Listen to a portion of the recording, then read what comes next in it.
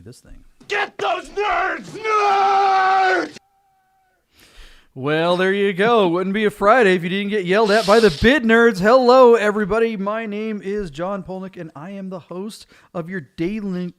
See, I'm blowing the intro. Your host of the daily nerd out on the most interesting cars of the day on Cars and Bids. Bring a trailer, P-Car Market. I don't know, Rad for Sale, and every other automotive enthusiast auction site that seems to be popping up daily. Along with my partner here, Michael Deeb, if his little button's working. How you doing, Michael Deeb? He's an auction specialist. It says that down below his name. Very happy special. Friday. Very special. Happy Friday. You know, it's sunny here. How's the weather out there in Vegas, JP? Yeah, it snowed this morning in Las Vegas. March? Yeah. In March? It's must like be in the freezing. 60s or something in New York, but here it snowed. So I don't know how that's possible. Now I'm right on the strip here, and there was no snow down here, but you can see it in the tops of the mountains and everything, and out in Summerlin and out in the outlying areas. They actually saw the white stuff, and that's just weird. That's so creepy. In March, dude, that's weird. You know, we launched Derfascination. That's our series of classic Porsche films, or Porsche classic films, or however you want to put that. If you haven't seen any Derfascination films, go to derfascination.com and check them out on YouTube. But there's kind of like Petrolicious, but just for old Porsches. We launched that back in 2017, I want to say, in March. Yeah. And I remember we had a premiere party, and the professor, movie and a theater. bunch of people. Yeah, at a movie theater when you could still go to movie theaters. And what's that like? You know, and it was like hotter than hell. I remember it being crazy hot during the middle of March. And here it is, the middle of March, and it snowed. It snowed. I don't know. I don't know what to tell you. 2021, it's just hold my beer year. Okay, so... Yeah, so if you haven't been to the show and you're going, wow, these guys are sleepy and lame, you're right, number one. Number two, what we do here is we nerd out on the most interesting cars of the day on all these auction sites. We pick a bunch of cars that we think are cool, or maybe not so cool, or just generally interesting. They are the most interesting, for better or worse. We nerd out about those cars individually, and then we make predictions as to what we think they will sell for when the hammer drops on their individual auctions today. All the cars that we discuss will be auctioned this afternoon, within moments of our show, and within hours. Sometimes it's like during our show, depending on how much we ramble. We keep track of our predictions. We don't just go all willy-nilly. And this week, I'm wishing we didn't keep track, because Michael, you were having a week, man. I'm having a week, but yesterday, JP, we had a third nerd on, and I got to tell you, man, I don't know that I like this formula where we invite somebody onto the show to beat us at our own game. What the heck is up with this? Nathan Mers from Columbia Valley Luxury Cars. He actually knows what he's talking about. He's an actual expert. Dude, he remember he the whole and brought facts to the argument and did some research and used his expertise. That's a ringer if ever there was one. I like it when we have Bradley Brannell on, and he kind of looks like he just rolled out of bed onto the couch, and then he's just like shooting from the hip with his bets. We crushed him, but this Nathan Mers dude, wholly unfair. Not okay, Nathan. Not okay. Never again. Well, you know, then we talked about a Volkswagen Synchro Doka on the show yesterday, and Nathan goes and posts a picture of one of those. And so, you know, Bradley and I were like, oh, sweet, thanks, man, because we had talked about taking one of those on a cross-country trip together. And then Nathan goes and says, here it is. So we're like, Bradley and I are heading up to the Northwest to go pick up this Vanagon, to go take we're going to hold hands, skip, and drive this Vanagon across the country and have a trip. But Nathan said no. He says, no, that's not why I posted the picture. He said, I would sooner lend you guys a Porsche than lend you my Synchro. Wow. So Bradley are like, okay, we'll take a Porsche. We're on our way. So as soon as the show's over, Nathan, whichever Porsche you want to hand us, we're fine. We'll take it for a couple of weeks. So thanks, Nathan. What a good fella. I sense an orange mocha frappuccino gasoline fight in your future. I think you might be right. And for everybody that doesn't know, Bradley Brannell is the owner of a Porsche 912 in 1976, which in his words is a Vanagon that was put in the dryer too long. So it just kind of shrunk down around that engine. 912E. 912E with that Type 4 motor. All right. Okay, Mellow Yellow. Look up that car. It's pretty famous and also awesome. So let's go to yesterday's cars. Oh, I'm sorry. What's that? that car was poster car for Fart to Fire Rally, by the way. Do you remember that? Oh, was it really? Did that rally? Oh, that makes sense. That yeah. car, you had assets of Bradley's car, and then we didn't pay him any royalties. And remember how many posters we sold? We made millions on that. Millions of dollars off that poster. Millions upon millions. Bradley, come on down and collect. All right, let's talk about yesterday's cars. What did yesterday's big car of the day, what we like to call the star car, was this absurdly awesome 3.9 liter SharkWorks GT3 with a bunch of badges that were crooked and really ticked me off. That really did upset you. That was really funny. I love how like the Felix and Oscar kind of thing here. You're the one that's like the OC to get up. Like, why would you put your sticker that deep into the corner of the rear bumper? What were you thinking, you idiot? I'll never buy your car. I absolutely love that. Just about certain things, because I mean, I'm definitely more of a Felix than an Oscar. Or I don't know, which one was the messy one? See, I don't care about the details. Whichever one was the messy one, that's more me. Unless we're talking about design. Decals. Design drives me up the wall when it's done incorrectly. And this car, oh my God, did it tick me off. I mean, look at this. Look at that 3.9 badge, guys. The clearly edge-to-edge relationships are all wrong. There's no clear space. This would not Porsche would never do this, because anyone that knows anything about Porsche brand standards, you have to have at least 50%, usually 100% clearance around the edges before you hit another design element. So shame on this guy for not knowing that. Anyways, not knowing that. All right, quick question. I'm going to put you on the spot. All right. 2007, I say 997.1 GT3 or the new 992 GT3. If you like design, which of those two is a more pure expression of 911? Yeah, 997. No, without a doubt. Can I say it more? Can I say it more quickly? 997. Too many creases on the new car. I think the jury's out on the new car. Don't get me wrong. The performance is going to be like probably earth shattering. But at first blush, and I haven't seen it in person, I am not feeling that new car. My coffee just arrived, so I am a happy boy. All right. Modern design sensibilities really tick me off, because Porsches have resisted a lot of that silliness. But it's like the guy that designed the Ford Focus FS or RS somehow got in the room with the Porsche designer and say, "Hey, we all get paid more if we put more radiuses in this design." Oh my God! Somehow it's like, dude, go less, not more of this stupid whiz bang crap. Yeah, and I absolutely hate the look of the new GT3. I think it's just an embarrassment to Porsche. I really do. It might be the most awesome car ever, but it's just butt ugly. It is. It's like it does seem like they're pandering to contemporary trend, which Porsche has resisted for more than half a century. How did they get it wrong? After 70 years, that's the next car. I'm not feeling it, but I haven't seen it in person, so I want to leave myself an out that maybe in person it just looks like the Cup car on the street. But at first glance, especially in that blue with black wheels and blue stripes, it's just like I'm not feeling it. Anyways, this car was really neat. The guy bought it in 2009 when it was 2 years old. Sent it to Fremont to SharkWorks, where they bored out the 3.6 liter Metzger and put the 3.9 kit. It was interesting. Nathan agreed with me, and my take is we see that 3.9 kit on a lot of RSs from the 997 range, but not so many of the standard GT3. Most of these people didn't spend the money on their car. Something that would be just a street car. A lot of people they'd be a tractor. You'd get that extra, probably 80 horsepower out of the motor. In any case, this was a really nice car with 25,000 miles, super clean despite the bad badge on the back. And they did a lot of other stuff too, lightweight flywheel, aftermarket wheels, some suspension and good things like that. Upgraded the diff, yada, yada, yada. I said $111,000. You were stronger on the car. You said $115,000. And Nathan parked his bid right under yours at $114,000, and the car sold for $110,000. So I got that win free and clear. Staying on Bring a Trailer, JP, let's run over and look at the 1985 Land Rover Series 90, although BAT called it a Defender 90, you guys were quick to correct me, or bring a trailer, I should say, because that's where I read it. This is not technically a Defender. This is a Series 90.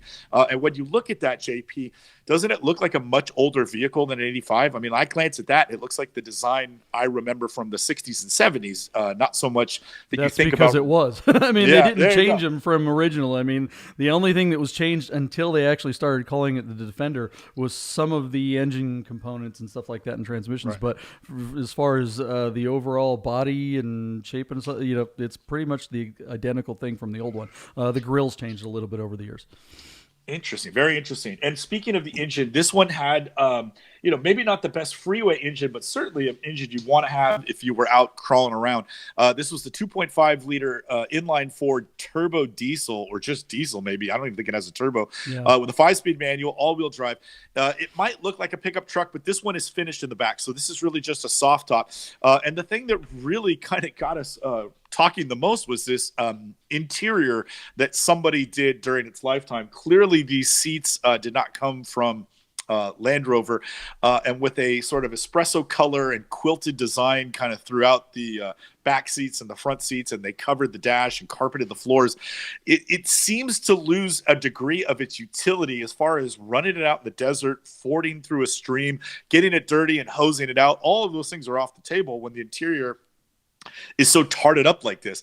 And so it was funny. Nathan was teasing that the owner of this would take it to the mall in Scottsdale, which I thought was a pretty good good take. So I don't, look, Nathan brought up all that stuff about the leather stuff, and I was thinking about it at the time going, maybe it is a little bit too done up, but I love that everything has been covered. The doors, the door panels, the steering wheel, the dash, all those elements have been wrapped and very well done too. We're not talking about a cheap wrap. I mean, this interior, that cost a lot of money to do. Yeah, and the carpeting, stuff like that. And the thing that dawned on me, and I wish I thought about it on the show, was that this car is going to patina really well. I mean, this thing in 10 years after that leather has kind of been worked in and is, as long as it's being kept well, it's like, you can get it muddy, you can get it dusty, as long as you clean it up when you're done.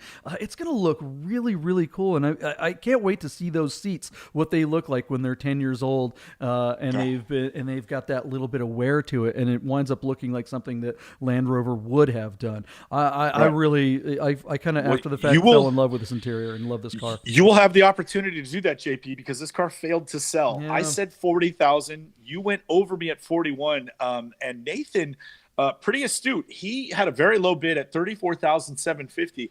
The car was bid to 32,500 and failed to sell at that price. So somewhere this car is going to pop up on Craigslist or on a lot or on a website somewhere, because it remains available. Technically, I won that, but Nathan was the winner of that lot. He was the closest, but I beat you, so that's all that matters. Also on Bring a Trailer. Was a car that you and I was happy to hear you like this car, because this is, JP, the Mustang GT Shelby 350 is like one of my all-time favorite cars. A Wimbledon white with Viking stripes. I prefer the 65 with no scoops and the louvers and the rear quarter windows. But this 66 GT 350H in black with gold Hertz trim is gorgeous, and that is awesome. This car did have a replacement transmission, so it likely came with an automatic, and they put a period correct 4-speed in there, but it's not the matching numbers car any longer. That being said, cars of this nature, since Shelby, the old man, died, have been creeping up in value, and really nice ones are now pushing $200,000. So I suspected that this car... Wait, Matt Damon died? Wouldn't that be great? Anyways, I suspected this car would creep up to close to $160,000 and remain a good drivable value at that price. So I said $159,000. You said $135,000, which really surprised me. And then Nathan was really in between us at $147,000. So I was feeling pretty good about my bid. It sold for $140,000, which means you won it, and you won it outright. You beat the other two of us. So well done on that one. So that was your first win of the day. And then we jumped over to Cars and Brids. Doug DeMiro has offered up this 2019 Volkswagen GTI Rabbit Edition that has been lightly modified to kind of at least give the appearance of an overland or off-road vehicle. This thing was hold on. It's not an overland. This is a rally car.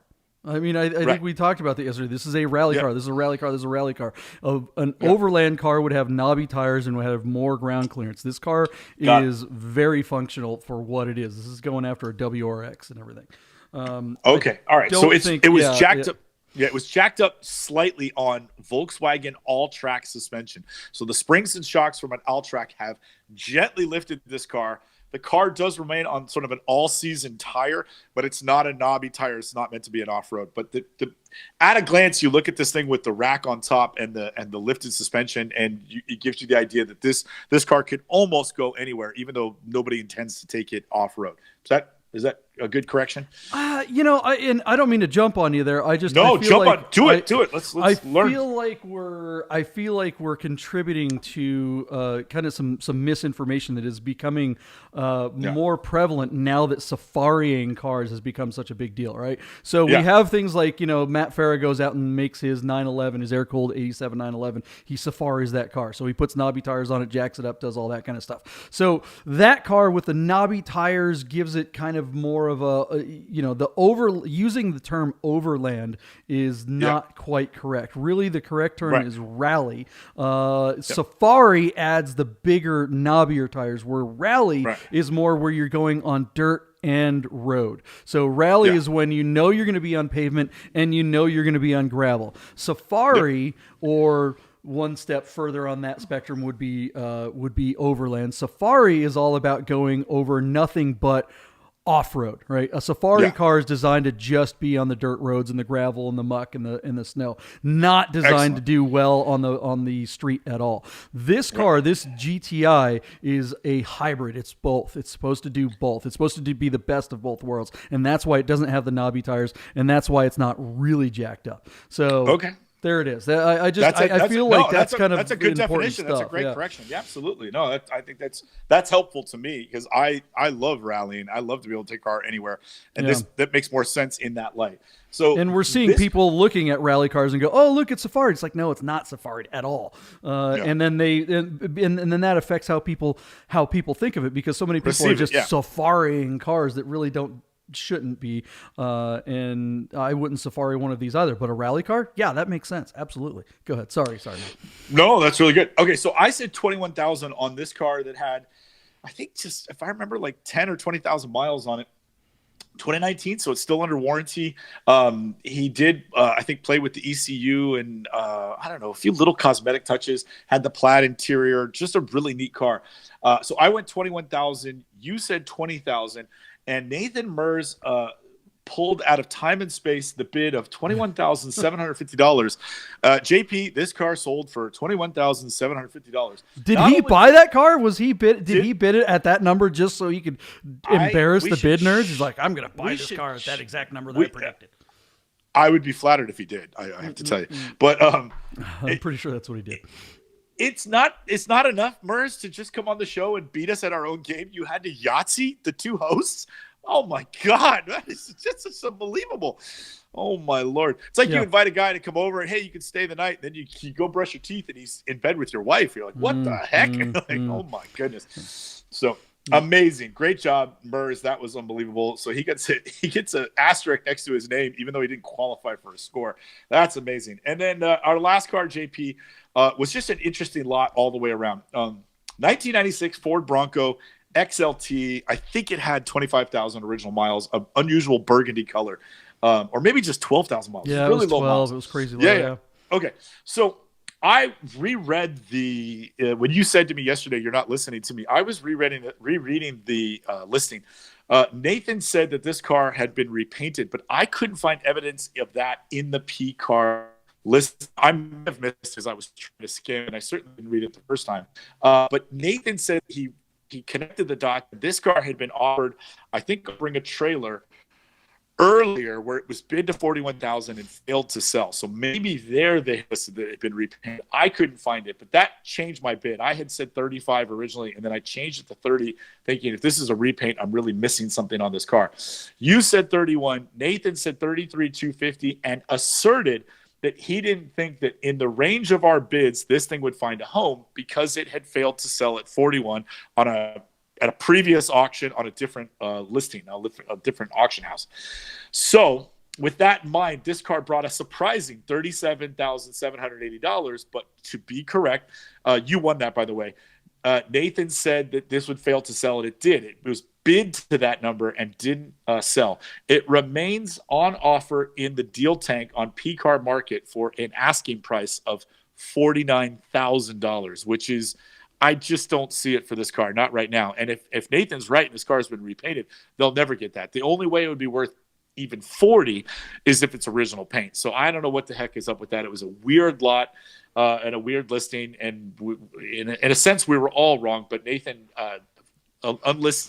it listed a little more information about it. Anyway, enough about that car. Yeah, I just don't quite get what PCAR Market was doing here. I mean, I get that they're trying to expand and they've got a bigger audience now, so it makes sense. They've had some pretty good luck with some weird stuff like that 280Z that was made to look like a Ferrari 250. They got $50,000 for that. Okay, if they can pull that off, maybe they can pull some miracles. It's worth a shot to try to sell a Burgundy Bronco on here, but clearly that was a miss.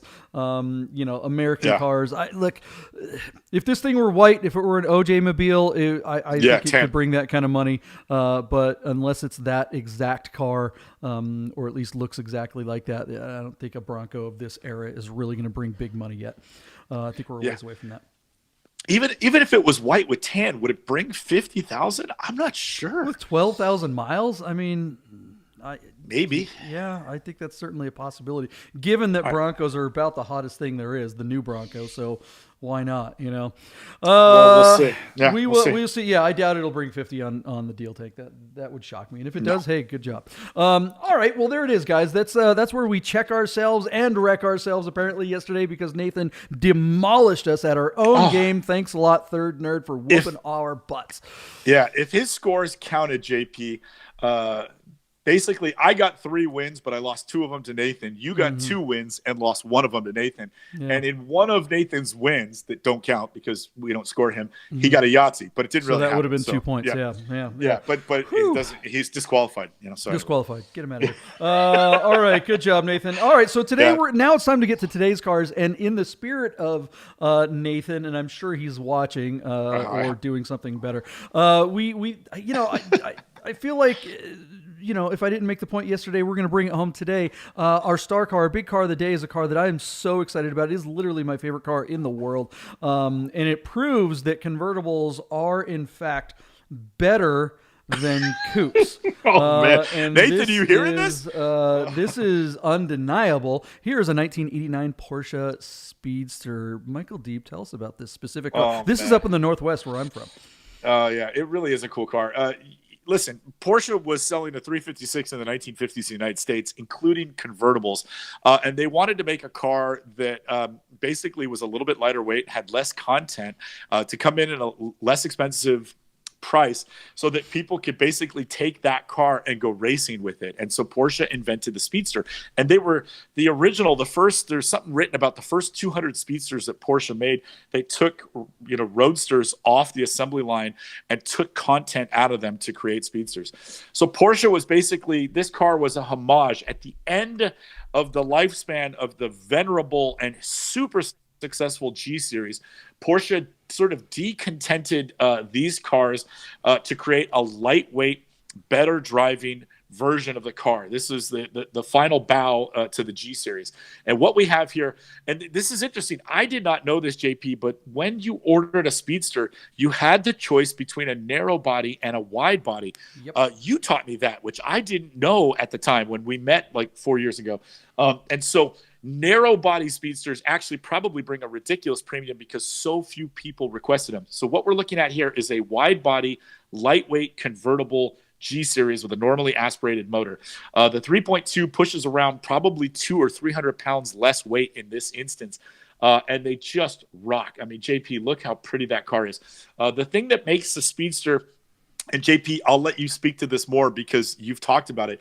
You can't just take a regular convertible and make a Speedster. This windshield and relationship with the door is unique to these cars, and the parts for these are not available. You can't go to Porsche Classic and order these pieces. You have to find them off wrecked or life finished donor cars to try and recreate something like this.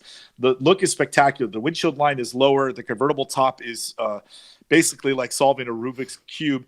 And the thing is to just leave it down anyways, because why would you put it up? It's very claustrophobic in there. It's a lower roof line.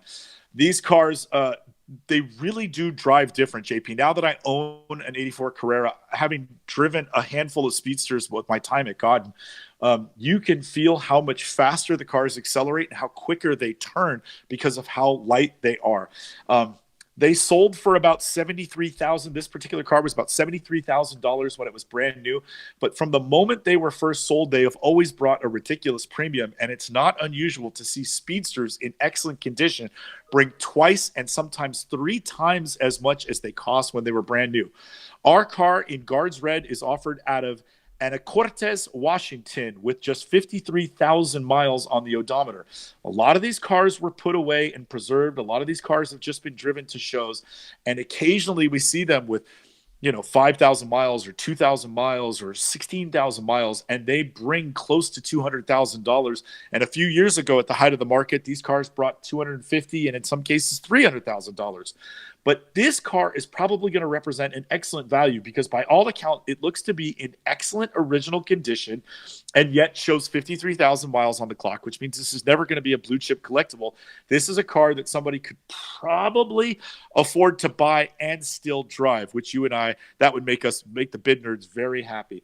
So JP, with 2.5 hours to go, sitting at $101,000, our car is sitting on 14 bids.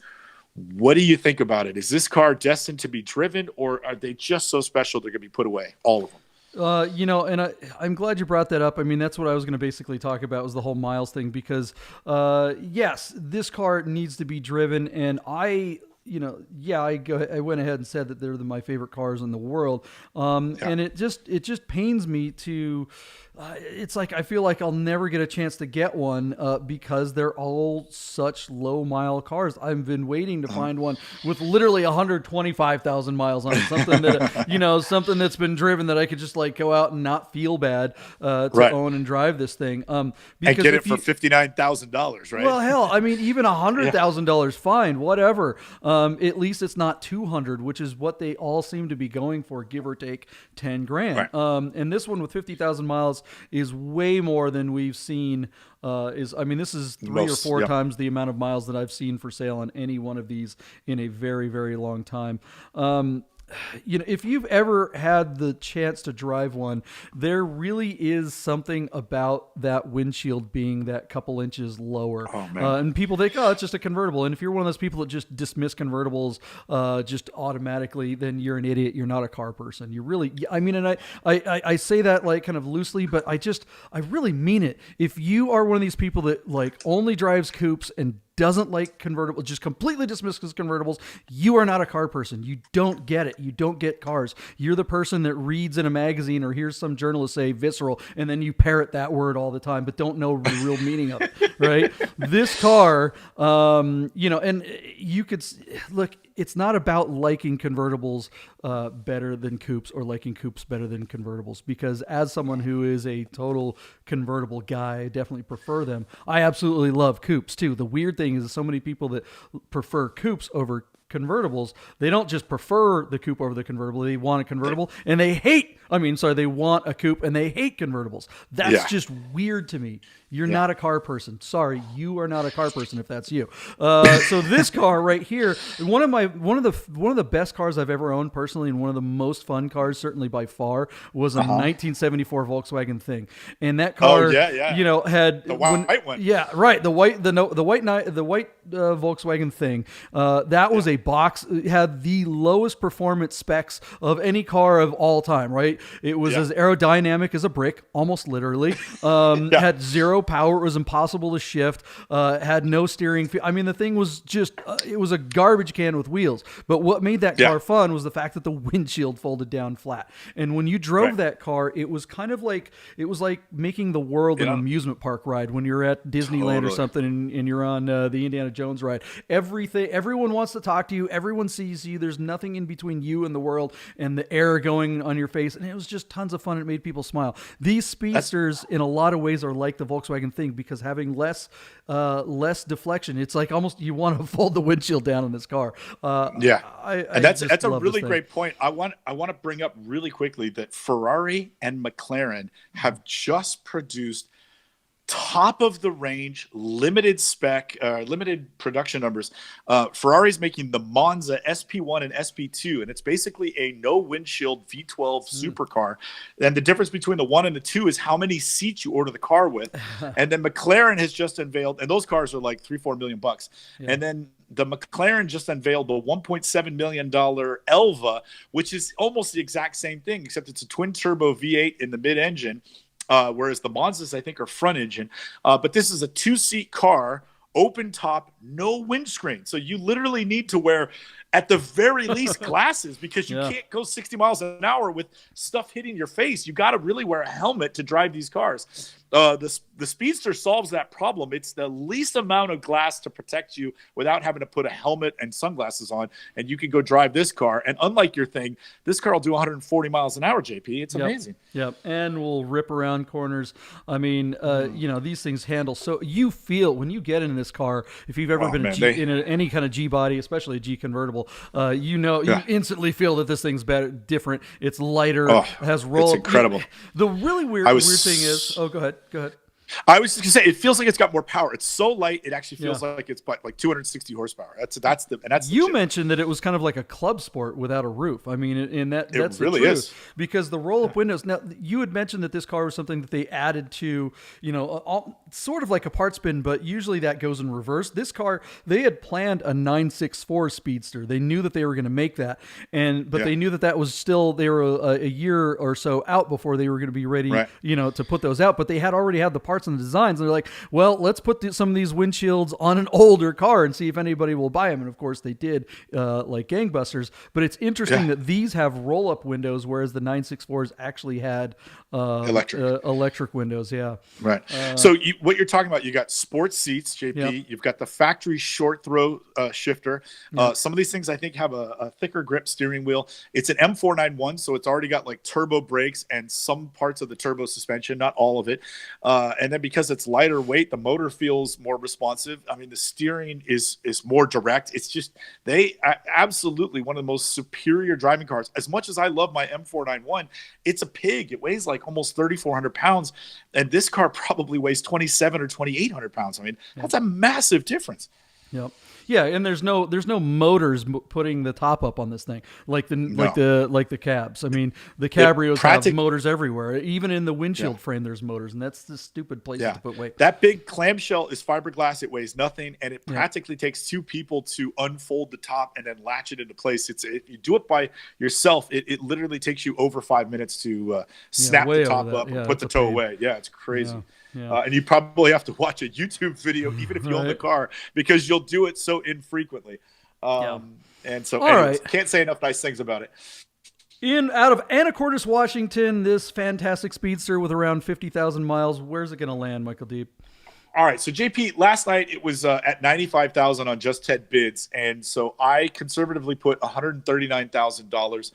It's at 101 today on 14 bids, and after talking about it, looking at it again, and remembering just how special they are, I still think this is going to be a tremendous value at my inflated bid of $145,000. What say you? That's a good bid. I'm going to say 149. Does it make 150? I knew you were going to go over me. I knew it. Yeah. I mean, and maybe it's because I want this car so badly. Oh my goodness. I think if it were a year or so ago, I would have definitely been down in the $120 range or something like that because it has miles. But now all this stuff is going up in value and up in price. So I think that's the adjustment that I would make. It's certainly not a $200,000 car because there's a bunch of them for sale on the market right now that we both know of that are in that 200 range that have like hardly any miles on it.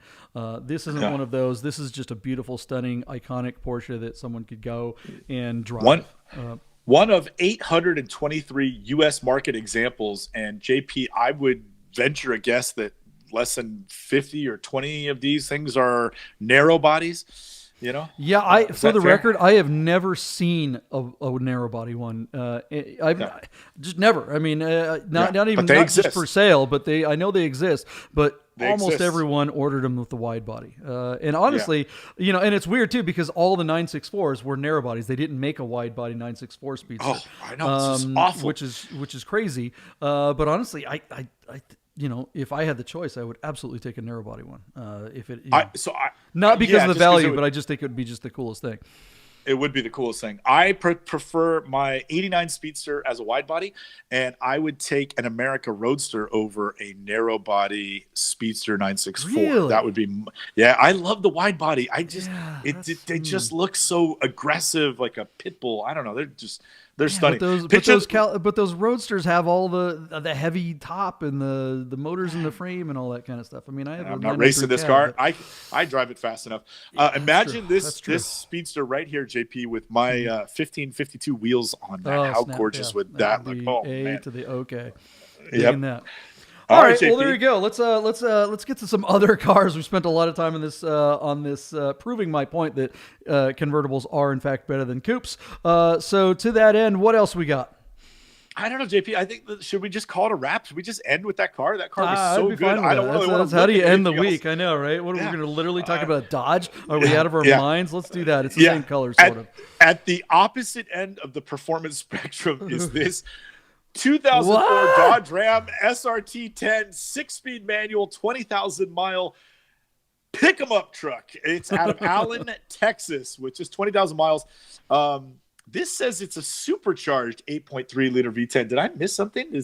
These cars were normally aspirated unless this one's got a supercharger on it. He must have added it or something. I'm gonna have to. Oh yeah, he threw a supercharger on there. Look at that photo. Because 500 horsepower wasn't enough. Yeah, so somebody threw an aftermarket. I didn't even notice that. An aftermarket Paxton Novi 2000 centrifugal supercharger was added. I think these things make like 500 horsepower. With that supercharger is probably going to add another 150 horsepower. So you got to be talking somewhere in the neighborhood of over 650 brake horsepower. They do have a limited slip differential, but there is so little weight on the rear of this car. I doubt they hook up because these are I'm really lost now. Are these rear-wheel drive? Aren't they rear-wheel drive? They're not always. Yeah, they're not always drive. So if this is rear-wheel drive, I mean, you could spin the tires in fourth gear in this thing. I mean, good God. It's a Viper. I mean, this is like a Hellcat before there was a Hellcat. But they're making that Hellcat truck or whatever. This thing is awesome. You'll notice right away from the pictures, this is a regular cab. They did make extended cab versions of this car, but I think for the purity of the look, I prefer the short cab on these. I really love the front end of these things, JP. When you look at that front 3/4 view, it looks like a semi-truck that you can go pick up and start hauling in. I mean, it's amazing. The only thing missing off this thing is a hood ornament, JP. Believe it or not, go ahead. No, go ahead. I actually really love these things. If you had to have a muscle car, you could do a lot worse than getting a manual transmission Viper motor in a pickup truck. I'm a meathead, but don't get me wrong. I've always been trying to get in touch with my redneck roots. I even moved to Vegas once, and I can't wait to go back. Don't be surprised, JP, if I show up in one of these things. And if I get one, it's going to have stripes on it for sure. Look, I love the fact that the guy put a bed liner in it. Like he's going to go down and get some gravel at the Home Depot or something. I mean, it's like, dude, why bother? What do you... Oh my this God, thing is funny. Awesome. It's just so stupid. Yeah. And you're right. If you're going to do a pickup truck, it may as well be this pickup truck with 3 pedals. And you're just... Look at that the thing that you're going to put in the back of this truck is more tires because you're going to be just roasting these like marshmallows at every light. I mean, this is just so much fun. How awesome would it be to have this parked next to your red Speedster in your garage? Fantastic. That would just be the ultimate. Your neighbors would be like, what the what? Right. And I just think it's weird, though. I mean, the prices of these, like everything, is going a little crazy. These were totally underappreciated. You used to be able to get these for $20,000, no problem. And this one is already sitting a little higher than that with some time to go. Where do you think it's going to land? So JP, again, out of Allen, Texas, with just 20,000 miles, including the aftermarket supercharger, our 2004 Dodge Ram SRT 10 is sitting at a whopping $25,000 with 4 hours and 22 minutes left to run in this auction. Only on 5 bids. I should caution you, there doesn't seem to be a lot of action on this, but the people who like them love them, and somebody's already willing to pay probably more than it's worth. My bet last night was $32,000, but that's before I knew they modified it. While that might appeal to somebody, and somebody might still spend $32,000 on it, I'm just going to go 30 grand and force you to do the over and under at what is the obvious watermark for this car. I'll take your bid. I'll take 32. I think this thing is just stupid enough that somebody, I mean, what do you get for 32 grand that's this kind of Nothing crazy? like this. Nothing I mean, like this. you know, this or that Bronco. And that Bronco, the guy wants, you know, $15,000, $20,000 more than this. This car way better than that Bronco. Come on. This thing's so badass. There's no weight on that rear axle, so this car will never ever be quick. It just can't hook up. It can't. Even if you put 14-inch wide slicks, it's not going to hook up.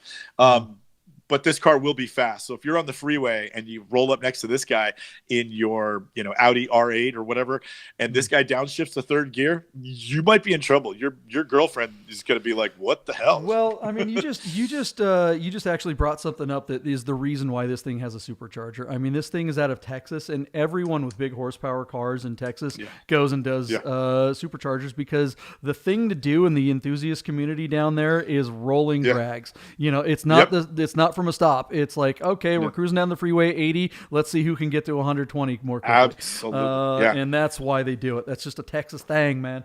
And it makes sense here in Vegas too. That would be the thing to do too, because it's all straight lines. Imagine somebody rolled that out when we did our, we go out to have brunch at the Pioneer Saloon. That drive out past Speed to Vegas, Gene, you'd be flying in that thing. Yeah. I mean, and leaving smoke. Like you could be at 80 miles an hour, drop a gear, hit, get up to 100 and be leaving a smoke trail, like 2 miles long, just a complete spy hunter cloud that you couldn't even see through. It'd be awesome. Seriously. All right. We want this truck. All right, let's move on. What's next? All right, JP. A really cool car that came out in the late 90s. This is a 2007 Mercedes S55 AMG. This was offered out of Lexington, Kentucky, 18-mile odometer. This car came from the factory with a supercharger. So what we're looking at is a modest-sized 5.4-liter V8, but the supercharger adds crazy amounts of torque. Let me read my notes to you. We're talking 510 horsepower and, more importantly, 530 pound-foot of torque. This was all too much for Mercedes-Benz. Any idea of going to a more sophisticated transmission at the time. They didn't have the technology. The only thing they could fall back on was their slush box 5-speed automatic transmission, which I'm pretty sure is a ZF unit, but it was the only unit that Mercedes could find that was strong enough to put up with the demands of the torque that these things were twisting through that driveline. And I got to tell you, that transmission is garbage. It's slow, it's deliberate, and it really holds back what would otherwise be an incredibly lively performing car. These cars aren't lightweight, but they do handle well. And as you know, JP, everything that Mercedes-Benz typically feels like it's carved out of a single piece of steel. And this car is no exception. Even with the top down, it feels rigid like a coupe. And the top is fully automatic. You have spoken many times about other cars that we have covered, I think from Aston and Jaguar and Ferrari, all buying the mechanical unit that Mercedes developed for this car. It was so good and so reliable. Other manufacturers bought it so that they wouldn't have problems with their convertibles going to market. So a car that kind of reset the benchmark. The transmission sort of holds it back. It's probably the reason why you and I don't own one. If this thing had a dual clutch, it would be amazing. But there you go. A lot of performance for a very little amount of money. This car was $130,000 when it was brand new, and our car has 5 hours to go, just 19,000 miles in the odometer, and it's languishing in Kentucky at $20,000, JP. Tell me there's a better value. Would you rather buy that or a 996, It's interesting that you say the 996, because that transmission is basically a Tiptronic. If you have a 996 Tiptronic, you kind of have the same transmission. Exactly. It's a ZF 5-speed slush box torque converter garbage transmission. Yeah, I mean, and the thing is, this car is really more of a straight line car than a 996 would be. So it's not as bad in this. It's not what you want. It would be amazing with a manual. They didn't make them like you said, but they are tons of fun because it's just another smoke smoke machine. You can get these are so fast and so much fun. It's a European muscle car. This is a European Corvette. But despite there being a ton of weight on that front axle, it doesn't understeer as much as you would think it would by looking at it. You know, the same thing from Jaguar Aston will probably push when you really get into a turn or a curve. But these cars, the front end of these cars is surprisingly agile. They're not amazing, but I mean, I've owned one. I've never owned an I've driven the SL55s. My wife had an SL500 of the same era. Right. And the thing that makes it handle so well that you're talking about is the ABC suspension, which is a derivative of their F1 suspension. It's a computer run the airbag system, and it's crazy when you're driving one of these in anger around corners as it goes into a corner and tries to bottom out. It's fighting you, venting air. You can hear it just go. And it's like, no, that's not a turbo. That's the thing. It's like, squirting stuff. It's the really weird sensation. It's like 6 guys on pogo sticks breakdancing. Yeah, because that's one thing about these cars. They are incredibly heavy. And so that ABC is really fighting to compensate all that extra weight going around corners. Right. But here's the thing about that ABC, as well as great as it is a huge Achilles heel on these cars, this generation. It is a common massive failure point on this car. If you lose the ABC unit, that is a $10,000 repair. And on a car that you're talking about being worth somewhere in the mid-20s tops, that's a lot. And there are people, Tavares, if you've ever seen his YouTube channel, he's famous for having taken one of these and converting it to coilovers, which would I was just going to ask you. Freaking awesome, but not easy. Of course it's fantastic, but I mean, we are talking major hour. Like you're going, okay, replace the ABC or have somebody do all the work to put coilovers in it. You're almost awash the amount of hours it takes to do it, and you have to be someone like a Tavares to be able to do it.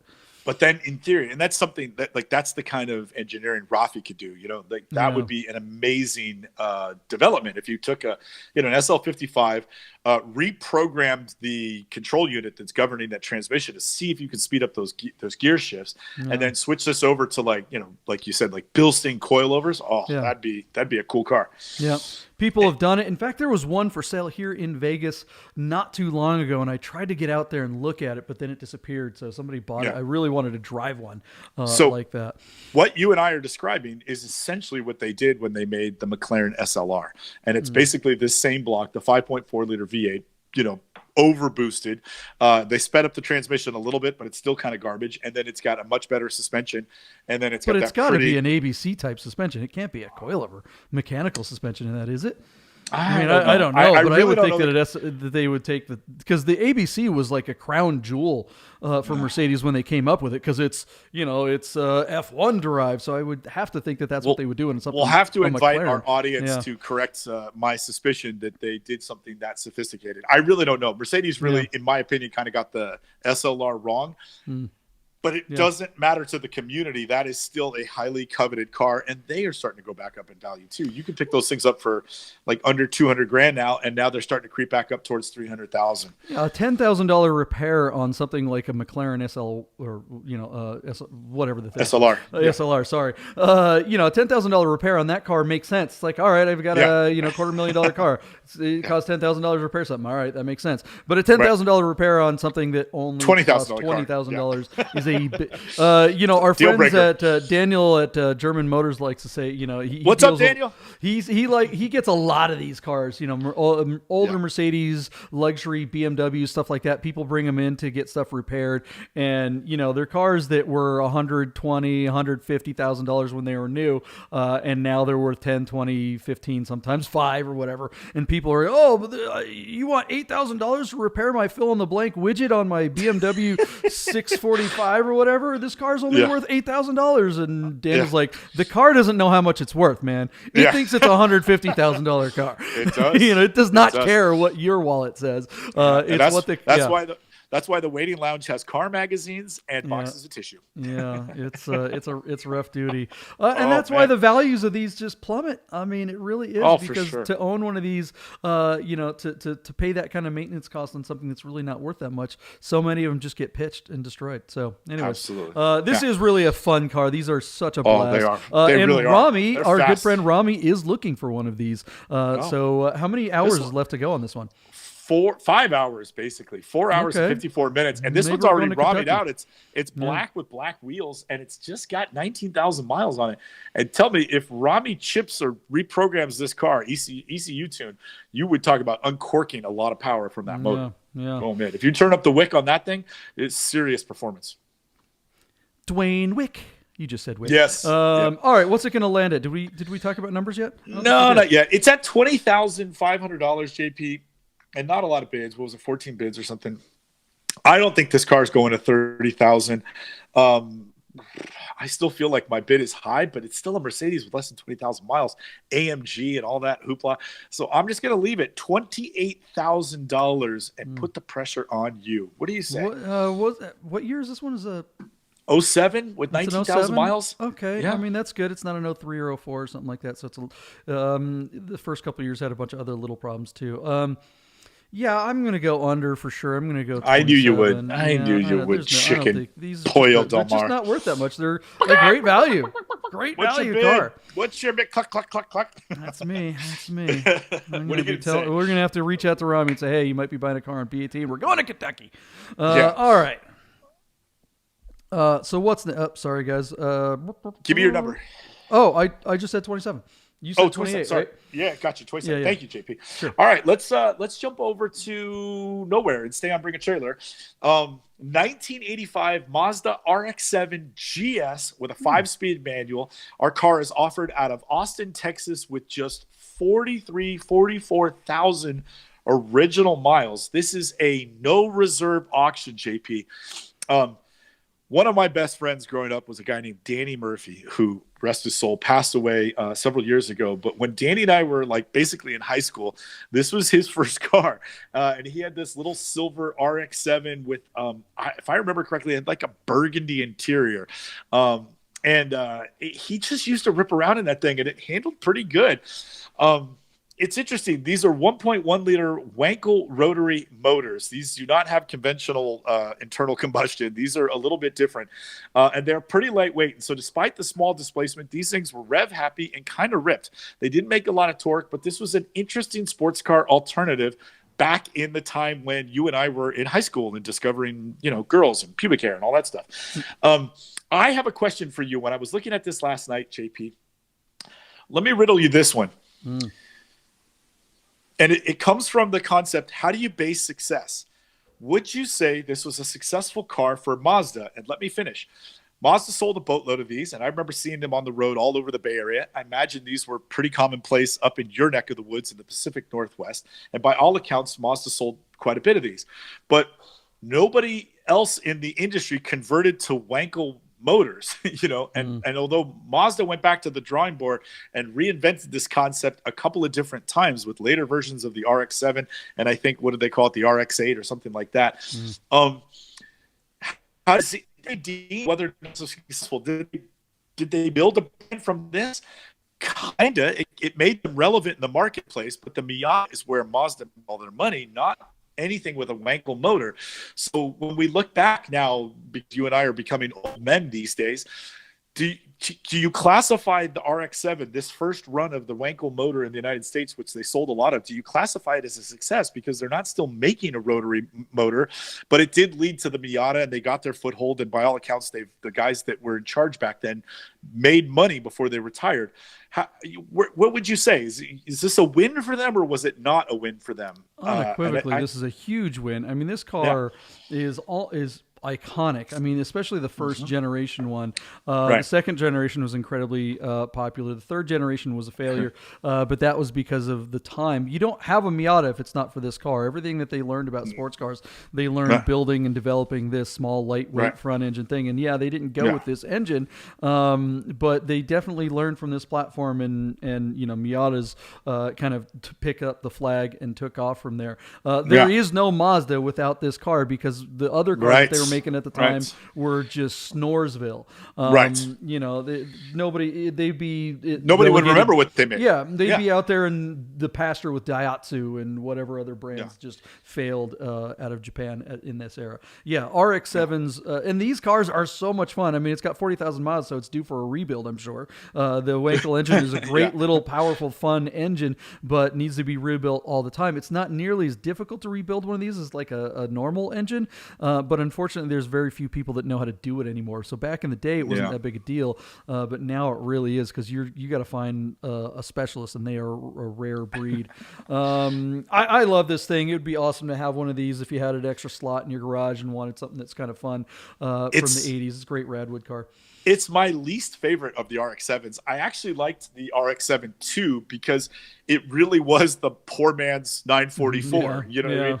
The Alfa Romeo, most people wouldn't touch if they had a brain, but an RX-7 seemed like a much more safe bet, because it was Japanese and it had this sort of Japanese reliability and a fair amount of performance for the economy. I remember seeing an RX-7 Turbo that had the vanity plate POORSH, Porsche, which was a double entendre, if you were, you know what I mean? Which I thought was really clever. And then, of course, when the third version came out, that beautiful round car, I thought that was just amazing. I fell in love with that car. But this those have really found a following, because they just didn't make a lot of them. It was a tough time in the economy, and sports cars were getting hammered by SUVs. So, and there was some serious competition with the 300Z and a bunch of other great cars of the era. That's right. But this one never did it for me. I appreciated that people drove them and they were sports cars, but and believe it or not, I was never a fan originally of the 240Z. Chachi Ramirez just turned off our station, by the way. As soon as I bashed on the Z, he's like, I hate that guy. I never liked him. But I've come to... Sorry, Chachi, I don't like him either.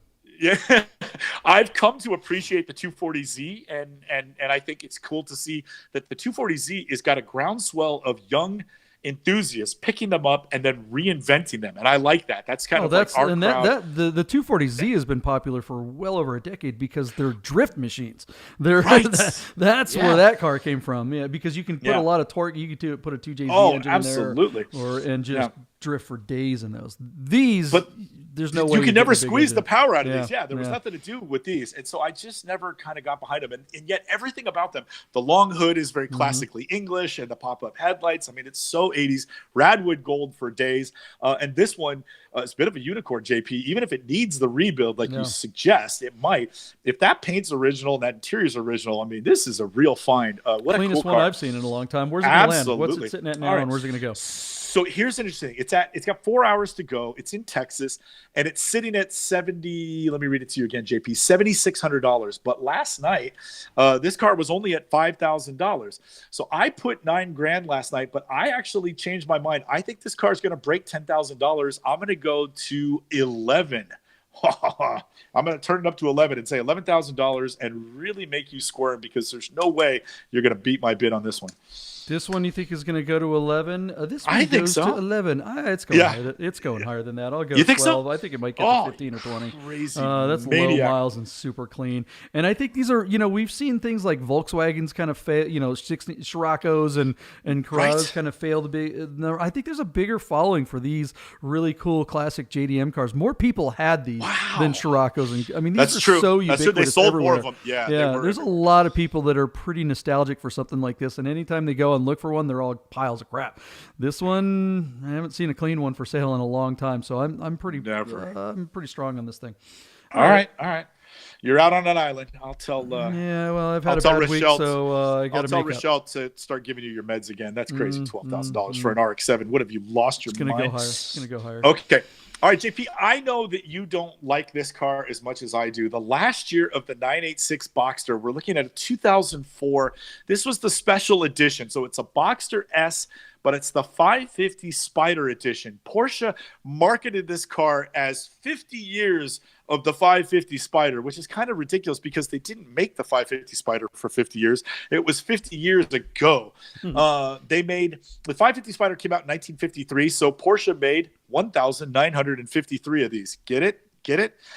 This one is numbered, and it's number 703. It has 32,000 miles. But what it is I like about this car, JP, is I love the GT Silver paint job, but a lot of these cars came equipped in the interior like this is.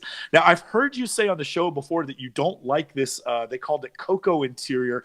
Later versions of this interior were called Espresso. Point of fact, I said I love that color interior. I remembered that you didn't like this. I love this interior. Okay. And for the interior alone, I would buy one of these cars. Plus, Esther is absolutely head over heels about getting a convertible. So what I see when I look at this is you've got that special perforated leather from the 40th anniversary steering wheel, but done in the cocoa leather. I love the chocolate carpets to complement the cocoa interior. And most of the time, I don't like when the exterior color is painted on parts of the interior panel. But when you have a very industrial GT silver on the center console and like the air vent surround and the handbrake and stuff, I actually think it complements the interior of this really, really well. And the coup d'etat, the icing on the cake or the topper on the cake is that most of these were ordered with sports seats. And that will make this car your favorite car to drive for as long as you own it. And the day you sell it and you have to get into a car that doesn't have sports seats in your garage, you'll wonder why you ever let it go. Take that to the bank. So these little cars bring a pretty good premium. We're talking about a 32,000 mile car that's already up over 21,000. It's got about 2 hours to go, offered out of Knoxville, Tennessee. The IMS bearing was done, and the receipt is in the notes of this car. And it was done with the LN IMS bearing. And they did a pretty massive service while they were in there. There's a list of receipts from the independent repair facility that did it. They did a lot of work while they were underneath the car and had it all down. So it's absolutely the colorway and the seats that make it for me on this car. Even though it only has like 266 horsepower, these things handle great. They stop great. The HVAC systems work, and the IMS has been handled. This is going to be an incredible value in that $25,000 range. Which Nathan was saying is kind of the floor for getting a decent Porsche these days. I think this would be an excellent starter Porsche for somebody, or a Porsche that you could daily drive. I would love to add one to my garage to have a convertible and a car that if you and I were going to go out to LA, maybe just one day I wasn't in the mood to take Ruby, we could take this car and we'd have a comfortable car all the way out there, like if it was inclement weather or something. What do you say, JP? Are you with me on this, or am I all by myself in championing this 550 edition? I mean, I think if you're going to get a first-gen Boxster, this is certainly the one to do it. The MYO2 wheels are, just look wonderful on this car. There's nothing really you can say that's bad about this car by the numbers. I mean, it's just you get behind the wheel. This is a perfect sports car. It's going to handle great. It's got just enough power. It looks cool. It's a first-gen Boxster, so you're always going to have kind of that stigma that goes with it, unfortunately, for better or worse. But this is just a good, respectable Porsche, and I'm with you. If you don't, this would be a great daily driver if you had a bunch of other Porsches. And driving Ruby, your wide body M491 across the desert in the summer, it's not something you really want to do. When it's 120 degrees out, because the AC just doesn't hold up. Whereas on something like this, it's a modern car. It drives like a modern car. Man. And I'm with you on those seats. They're great, and I like the color. I do think that as this is the best first-gen Boxster you can get, but I also think that you can get much better values. I think these are way overpriced. I think the extra premium. Yeah, I mean, you could get a regular Boxster S with sports seats that's maybe a different color or something like that. For 20 grand. Yeah, for well under this. I just don't see there being any reason to pay the premium. I don't think this car is really going to ever be a collector thing. There's no big horsepower bump. You can get this car in a different color. And frankly, I'd rather have a black one or I don't know, a bunch of the GT gray is a great color, but it's not the end of the world. I mean, a silver one or a black one will be just fine. Coilovers. Coilovers would make this car look so good. Yeah. All right. So where's it going to land? What are we sitting at? Well, sometimes these cars creep up to $30,000, JP, and this one with all that recent service, which I think helps. Yeah. And the sports, you got this car with the black interior, but most of the people got that brown because that must have been like the launch car. Yeah. The fact that it's numbered and the fact that it's only got 32,000 miles, I'm going to go $32,000 and say that I don't think I'm crazy on this one. You'll see. Where's it sitting at now? It's at 20. Let me read it to you, JP. It's at 21,250 with under 2 hours to go. Yeah, I'll go 29. I mean, I think it could break 30, but I'm going to be a little bit more conservative on it. It's still first-gen Boxster. Numbered and, all that kind of stuff. I don't see the value in that, but that doesn't mean that someone else won't. I think Porsche people do. Porsche people that's eat that what crap up. I'm agreeing with you. They love that shit. Yeah. It's dumb, but yes, I agree with you. And that means, hell, this car might get 35, but I'm gonna say what I think it's worth, and there you go. Yeah. That bumper needs to be fixed, listen, I think this guy did it right. Before he went to sell it, he did the work, and I think that's going to help. If he spent $4,000 at the shop, he might get $6,000 more for the car. Yeah, I think that's true. All right, well there it is, guys. It's also the car that is on P Car Market. And I think that's relevant because you've got a car coming to P Car Market, do you not? That is true. Our GT wannabe GT3. Let's see here, the car that we have here in our look at that GT3 ad. So this car is going to be available on P-Car Market here today sometime. At some point that ad is going to go live, and that means it'll probably wind up being the last car for sale at the end of next week. And next week's going to be a big week. We've got at least 2 guests scheduled to come on. We've got At The Rise from Instagram and Hyper Trash Magazine. He's going to come and join us, I think, on Tuesday. And then we've got Lane Skelton from Rad for Sale and Driving While That's awesome.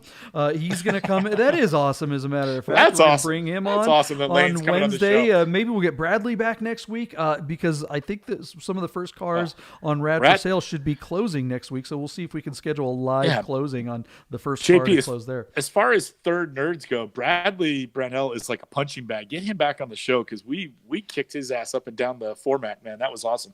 Why are you beating up on our boy Bradley? Why you got to beat up on Bradley?